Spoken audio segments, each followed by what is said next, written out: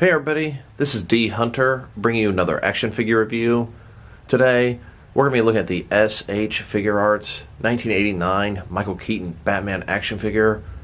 Now the 1989 film holds a special place in my heart. I was 5 years old when that came out, and it was one of my favorite versions of Batman growing up. This is an SH Figuarts figure. It's a Japanese import. I've been waiting for this guy for a long time. Neca has made a really nice 1989 Batman figure, and Mezco has one upcoming pretty soon. So we'll see how this guy looks compared to those. Now SH Figuarts are a little bit smaller on the end of things that I collect, so I know I'm not going to be super pleased with his size, but at least I know that going in. He should be a standout piece by himself if nothing else. So let's check out the packaging here. As you can see, Batman, SH Figuarts from Bandai. There he is. The top says Batman. The bottom says Batman. One side, SH Figuarts, Batman. Other side, same thing. And then on the back, you can see the figure peeking out of there. Bunch of different poses from him and his accessories. There is a barcode in case that helps anybody. So with no further ado, let's open him up. And I did end up getting two of these figures, one of which to open and enjoy, and one to keep unopened in my complete 6 and 7 inch Batman-related unopened action figure collection. I got my figures from ImagineAnime.com. I've never purchased from them before, but it looks like it was smooth and successful. I got them for what I consider to be a pretty fair price. They were $65 each, free shipping. I noticed the price a little bit higher at their website now. Alright, now that we got this figure out of the package, here he is with all of his accessories laid out.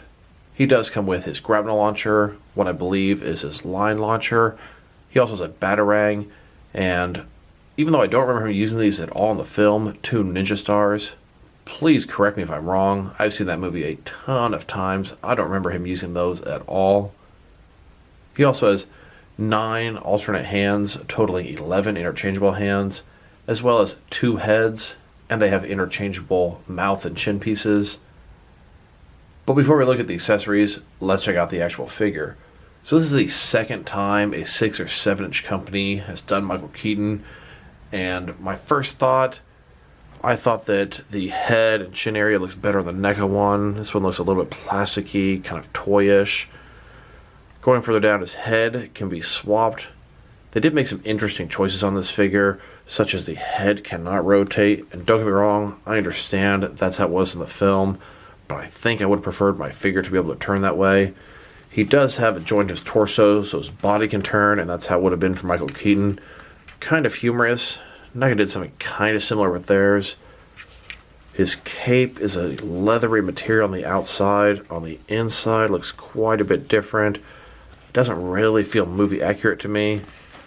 His sculpting looks fantastic. The bat symbol there with the extra sort of prongs on the bottom. His chest and ab armor, it looks great. The belt, just like the film. I mean, besides the sort of chin area being, I don't know, the flesh tone's just not exactly what I'm picturing. The cowl looks good. Just kind of looks a little cartoony compared to the NECA one. At least that's my opinion so far. You can see the different boots and shin armor. So he's got these rods in his cape and immediately turned me off, but you can remove them if you don't like them. And it's really just like the actor. He was doing stuff like that to be able to hold the cape up. It's going to look really nice if you ask me, in a nice pose like that, just like the film. And you can take them out if you don't like them. I just think they look bad right now. Yeah, you can tuck them back as well. So just some interesting choices. My biggest gripe is he's a little bit smaller than I would have liked, but he's an SH Figuarts action figure, and that's expected. And then, here's the figure broken down as far as he can go, with all of his removable parts detached. He also has his instruction paper. It's going to go over all the different hands. It's going to show you pretty much how to use every accessory, how the head is interchangeable, how the mouthpiece is interchangeable and swappable, how you can use the rod, take the rod out. On the back side here, it actually shows you which hand is specifically designed for each accessory, so it can be kind of handy. Now let's check out his accessories, and let's start off with his hands. So the first hand I'd like to look at and this is the only hand that doesn't have a pair. His right hand here, it is semi-open and is designed specifically to hold his grab launcher. Now you can fit it into the other gripping hand, but it won't look nearly as good. Here's how that grab launcher will look in this hand. Like I said, it fits perfect. Another thing I wanted to point out about the hand, at the bottom there, it's got these sort of little gripping pieces, little dots on there. I don't recall that from the film, but it looks pretty nice on the figure. Here he is with his next pair of hands. These are his fists. His next pair of hands here, they're semi-open, but it doesn't look like they're going to be able to hold anything unless it's really large. These next hands are some gripping hands. They're sort of fists with a hole in the center, and they're obviously intended to hold the rod for his cape. His next pair of hands are also some gripping hands.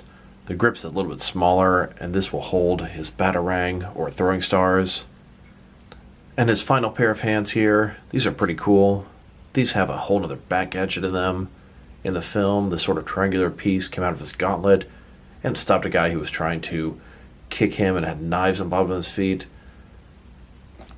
Like I said, pretty cool, getting another bat gadget. Now let's go ahead and check out his two different heads and different mouthpieces. So let's show you how that works. This is done very uniquely. I've never seen it done like this before. This bat symbol here can come off. It's got a little peg in the middle, as you can see there. And that will release his head. Comes off like this. It's got a little bar inside of there. Pretty odd, pretty different.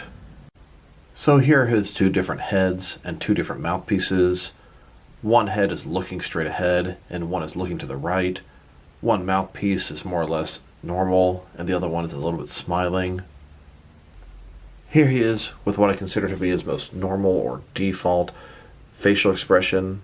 His eyes are looking straight at you, and his mouth just sort of a normal look, no teeth exposed. And of course, you can use either chin piece with either head. Here he is with the other chin piece. I'm not sure if I'd exactly call it smiling, but it looks a little bit curled and he's got some teeth exposed. Here he is with his alternate head and his first mouthpiece. This head has the eyes sort of awkwardly looking to the right, and both in the film and the figure can really benefit from this as he cannot turn his head. It's kind of hard to tell what's going on with the eyes. They are looking to the right and I can see it in real life, but it almost seems like they could have done a better job with this. They're a little bit wonky, kind of hard to tell what's going on there. And here's this alternate head with the second mouthpiece.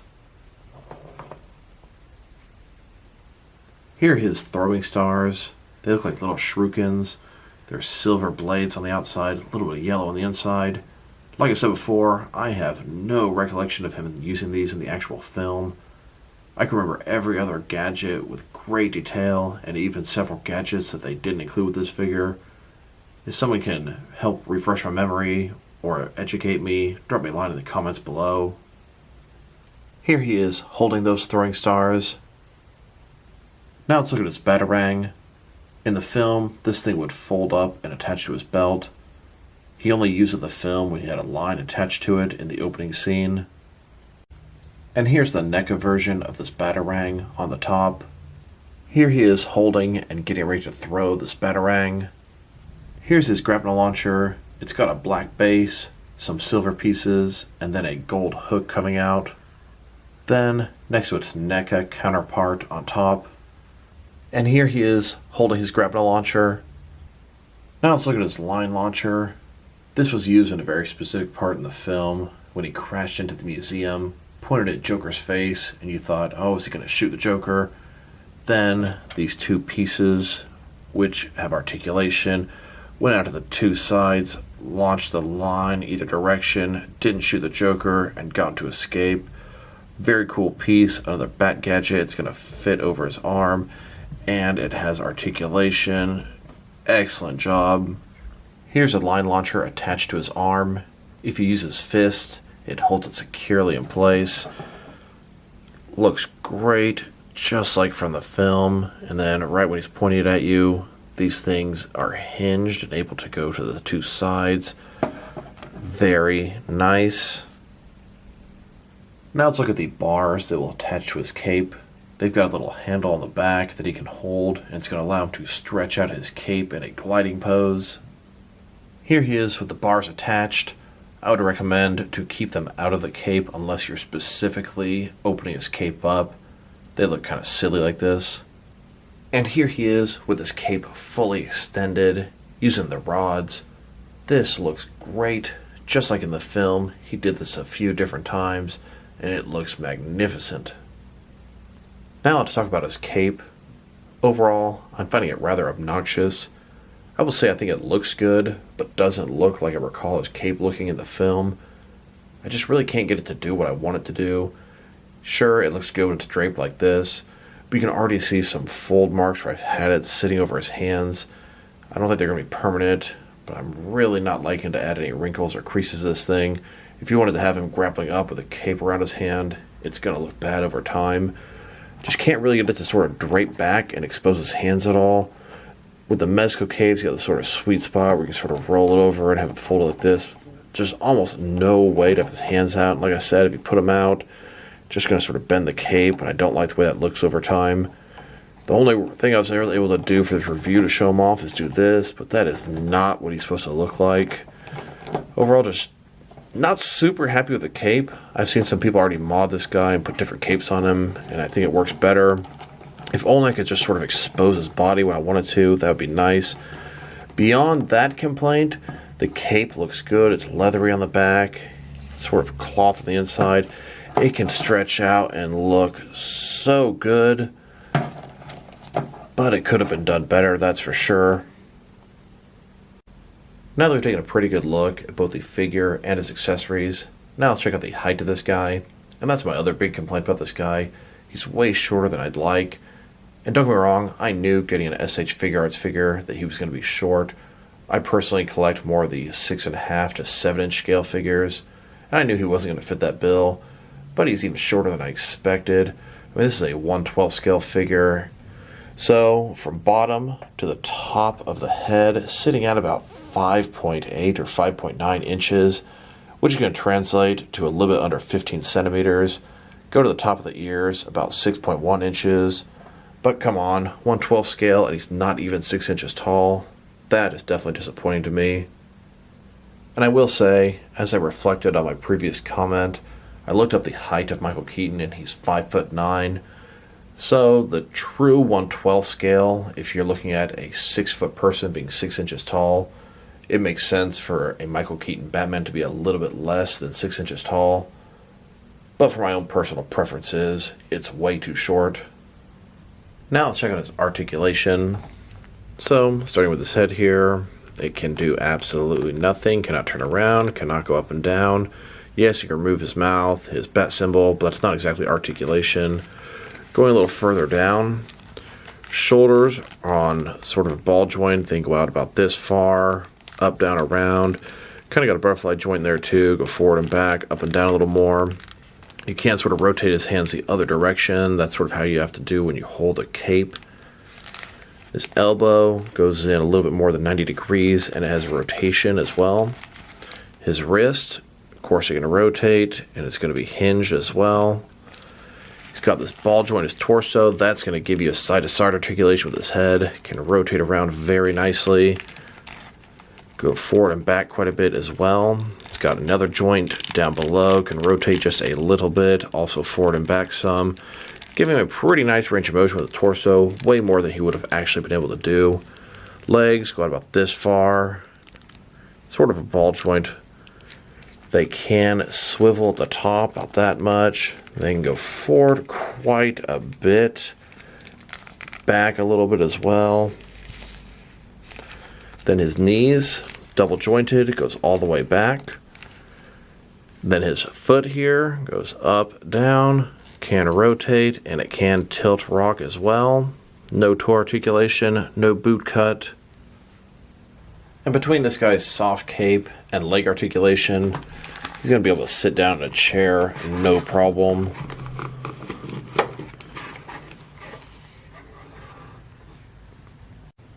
Here he is, doing research in the Batcave.